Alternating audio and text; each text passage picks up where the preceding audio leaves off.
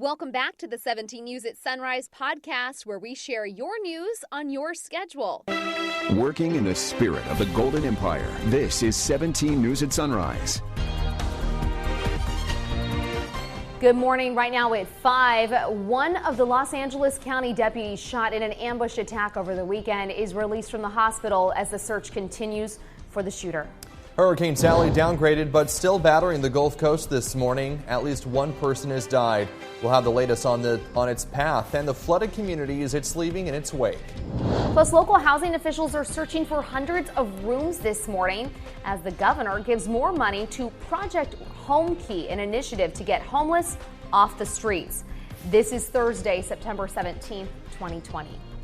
Good morning. It's 5 a.m. Good to have you with us. I'm Maddie Jansen along with Alex Fisher. The Creek Fire, which is east of Fresno, has burned more than 228,000 acres so far. It's 18% contained this morning. Some residents have been allowed to return to their homes 13 days since the blazes started. More than 600 buildings have been destroyed, but firefighters are finding a silver lining. We understand that there is damaged structures out there, but really the amount of structures that we were able to save in the initial stage of this fire is really amazing. Crews have been limited when it comes to aerial operations to combat the fire due to the heavy smoke blanketing California skies. On the ground, about 2,800 firefighters continue to battle the blaze. Meantime, a local nonprofit is accepting donations to help those affected by the Creek Fire. Villagers Incorporated is asking the community to donate what they can to help more than 2,000 people who have either had to evacuate or lost their homes to these fires. The nonprofit is hoping to fill a truck by tomorrow and take the donations to Aubrey First Baptist Church, where they will be given to those in need. We're looking for water, food, perishable, non-perishable, dry goods, dog and cat food, baby food, cleaning supplies, masks, gloves, anything that you could think of when starting over. You can drop off donations at the CTW building at 1406 North Chester Avenue between the hours of 9:30 a.m. and 4:30 p.m. Villagers Incorporated says it will also collect donations next week. All right, let's go ahead and take a look at your forecast now with Kevin. And we're hoping for that clearing in the skies sometime soon. Yeah, we're hoping that it will take place as we head into the weekend. In the short term, I think we'll see some clouds increase today into our Friday. But the smoky haze is going to continue to be around for us again today with air quality unhealthy again. 70 degrees on the temperature right now, a calm wind. We've got 3 miles on the visibility, so that hasn't improved much. The air quality alert still in place probably till at least Friday. Visibility's right now running to between 3 miles to 1 mile out near the Bay Area right now. A little bit of improvement out of Oregon where they've got fires burning there, but definitely still unhealthy air for Bakersfield. AQI at 159, 169 out of Shafter, and then unhealthy for sensitive groups from Frazier Park to Hatchby, the Kern River Valley, and out in Mojave. Here's a look at our hour-by-hour forecast as we go throughout the day here. Upper 70s by 11 a.m. and then upper 80s to lower 90s this afternoon. So we're starting to bring those temperatures down. Into the mountains, we'll start out in the mid-60s by 9 a.m. and then we'll be in the mid-80s throughout the afternoon. What about this smoke? Is it going away anytime soon? I've got the details on that coming up in just a little bit. Back over to you. Yeah, that is certainly what everyone wants to know this morning. Thank you, Kev. 17 Crime Watch this morning. A McFarland teenager is in critical condition after he was shot in Tulare. It happened around 10:15 yesterday morning at the Tulare Outlet Center. The Tulare Police Department says the 15-year-old boy suffered a gunshot wound in his stomach. He was rushed to an area hospital where he's fighting for his life. Police have not released any suspect information. And still no word on any arrests following a shooting in southeast Bakersfield that happened Tuesday night on South Robinson Street, just a few blocks from Martin Luther King Jr. Park. The Bakersfield Police Department says the victim is expected to survive. Anyone with information is asked to call BPD at 327-7111. Police have identified 40-year-old Daniel Santos Velasquez as the man who was hit while walking outside a crosswalk on Callaway Drive just north of Rosedale Highway. It happened September 2nd. Police say it does not appear that alcohol, drugs, or speed were factors in the crash. Making news around the state, one of the LA County deputies shot last week in what authorities described as an ambush-style attack has been released from the hospital. The LA County Sheriff released a statement yesterday on his Twitter page, thanking people for the support of the deputies and saying one of them had been released, but has, quote, a long road ahead for recovery.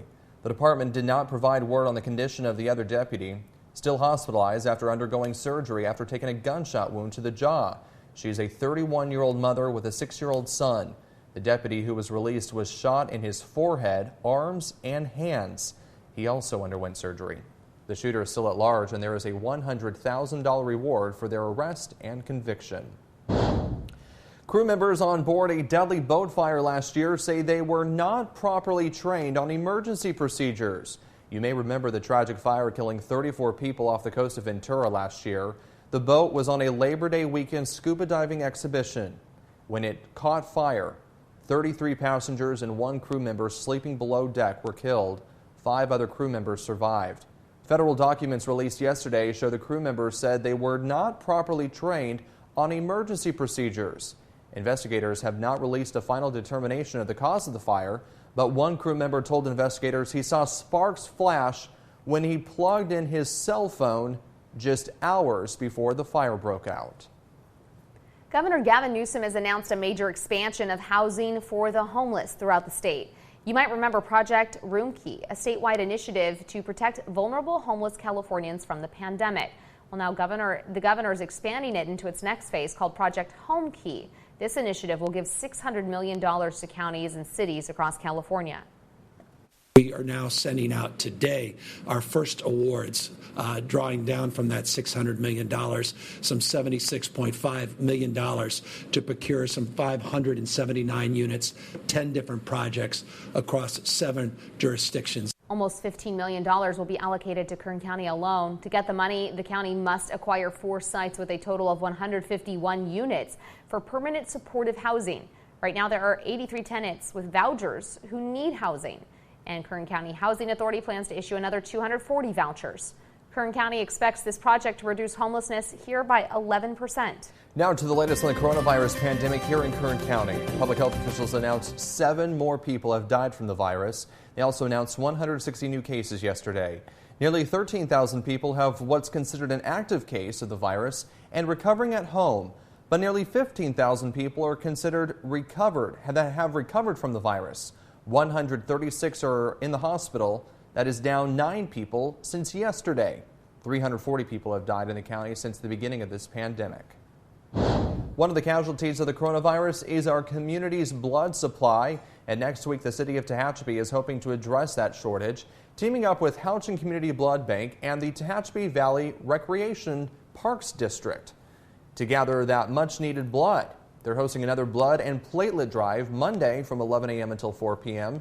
You can find the donation trucks at 490 West D Street. And if you donate, you'll also get a free COVID-19 antibody test. Your time now is 5:11. A Bakersfield institution is now 80 years old. Guthrie's Alley Cat has served up libations to 4 generations of locals. And though the pandemic has changed a lot, this is a place where some things never change. Now 17's Robert Price takes us inside the popular watering hole. There's not a fern in sight, nor a cocktail waitress either for that matter, but if Bakersfield has anything remotely like Cheers, the bar of television fame, it is Guthrie's Alley Cat, where for many over the years, everybody knows your name. The Alley Cat has that iconic neon sign out front, that iconic Karl Lagerfeld mural, and of course that iconic owner, Kenny Reed. Kenny Reed has been running the Alley Cat for 45 years, and he's not letting a little COVID crisis stop him. I would have left long ago if it hadn't been for the fact that the Alley Cat is what it is. And I had only intended to own this 3 or 4 years. From that point on, it's just been history because we just took off. To say business is slow is an understatement, but you can get an Alabama Slamma to go. And in coming days, Reed hopes to set up tables out in the alley, joining neighboring restaurants. In its heyday, the Alley Cat was the official watering hole of politicians, cops, journalists. You know who you are. Today, like so many others, it's just trying to get by. In a world reeling from one crisis after another, it's good to know some things haven't changed much. In Bakersfield, Robert Price, 17 News. And Hurricane Sally, meantime, has slammed into Alabama and the Florida Panhandle. At least 1 person has died. There's widespread damage and flooding along the coast. Debris like siding, roofs, fencing scattered in streets and yards. Boats from the Orange Beach Marina were also found lying in a ditch. Numerous homes and businesses were left without power. Many roads are impassable this morning. And it has been downgraded, but still, it's causing a lot of trouble. Welcome back to Sports News. It's official. The Los Angeles Dodgers are the first team to seal the deal on grabbing a playoff spot this shortened season. The Dodgers beat the San Diego Padres yesterday 7-5. The Dodgers breezed into the expanded 16-team postseason field. Los Angeles is seeking its first World Series title since 1988. Now to another coronavirus-affected sports season, with golf's U.S. Open set to tee off today, more than 2 months later than originally scheduled. No spectators will be allowed on the course for health precautions, and Tiger Woods is looking for his fourth U.S. Open title. Coverage begins this morning here at 11 a.m. right here on TV 17. KGET Business Watch is brought to you by Grapevine MSP Technology Services, the Valley's leading IT service provider. Back here at 525 in your 17 Business Watch, as more Americans cut the cord on cable TV, several companies are trying to become your one-stop shop for streaming content. NBC's Chris Pallone takes a look. As the streaming wars intensify, many companies are fighting to be the main app you use when you look for programs to watch and listen to.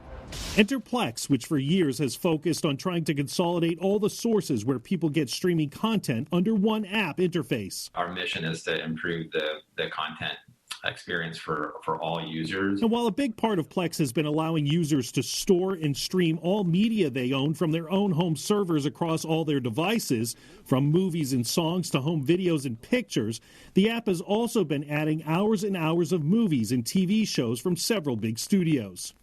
Over 15,000 movies and TV shows that are free on demand. Free is the magic word. As users add streaming services like Netflix and Hulu, the costs start to add up. Plex's movies, TV shows, and live TV channels are ad-supported. COVID-19 lockdowns have sent people scurrying to find more things to watch. This over-the-top internet streaming TV and movies will really be the future of television. Plex's leaders are trying to respond to the market. As we've partnered with great companies like Warner Brothers and MGM and Lionsgate, and now Sony. This week, adding 3 live channels of Spanish-language programming with more to come. There are definitely other ways to get lots of great content out there. So we're just trying to be an important part of that mix. A mix which is becoming more and more crowded as more people turn to the internet for entertainment. Chris Pallone, NBC News. All right, Kev, thanks so much. 17 News is your local election headquarters, and the presidential campaign continues today, focusing on swing states and a coronavirus vaccine. Tracy Potts has the latest. Good morning, Alex. Today, Joe Biden is in Pennsylvania. President Trump is in Wisconsin. They've both been talking about coronavirus as the government releases a new plan to get everyone vaccinated. We do indeed. Here's the government's newly released coronavirus recovery plan. Drug makers will start churning out vaccine 24 hours after FDA approval. Free, with the Pentagon helping distribute in 3 phases, starting with health workers and high-risk groups. The CDC told governors be ready to distribute 2 days before the election. But the CDC director tells Congress a vaccine won't be widely available to the public until next summer. If we had a vaccine, say, released today, that it's going to take us probably in the order of 9 months, 6 to 9 months to get the American public vaccinated. I think he made a mistake when he said that. It's just incorrect information. I believe he was confused. I'm just telling you, we're ready to go. President Trump publicly contradicting his chief disease administrator on that and wearing masks. They are our best defense. I might even go so far as to say that this face mask is more guaranteed to protect me against COVID than when I take a COVID vaccine. It's not more effective by any means than a vaccine, and I called him about that. Let me be clear. I trust vaccines, I trust scientists, but I don't trust Donald Trump. And at this moment, the American people can't either. Democratic presidential nominee Joe Biden promising a national mask mandate if elected. Plus, President Trump is confirming another White House staffer tested positive. for coronavirus, but he says he hasn't been near that person. I'm Tracy Potts, 17 News. Here at home, Delano voters had the chance to meet the 7 people running for city council. The Delano Police Officers Association organized last night's candidates forum. Organizers say the goal was to get a better understanding of who the candidates are so they can endorse one or more. 17's Perla Shaheen moderated the event, which included questions from service clubs, associations, and unions in Delano.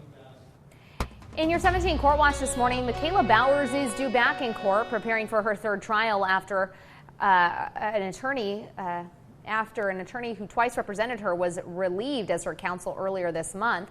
52-year-old Bowers killed Ray Ingram, her longtime boyfriend, chef, and owner of Jay's Place.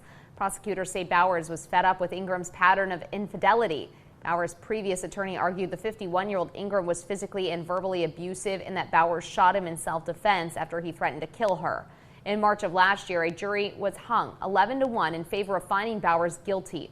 A second mistrial was declared when 6 voters voted for voluntary manslaughter, 4 for second-degree murder, 1 for involuntary manslaughter, and 1 for not guilty.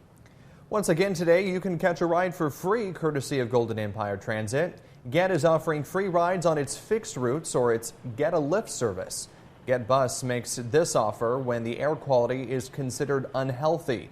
And with these wildfires recently, they've been offering this deal almost on a daily basis for several weeks now. Era Energy's president and CEO is getting ready to pass the torch to new leadership, but not before receiving honors from community leaders.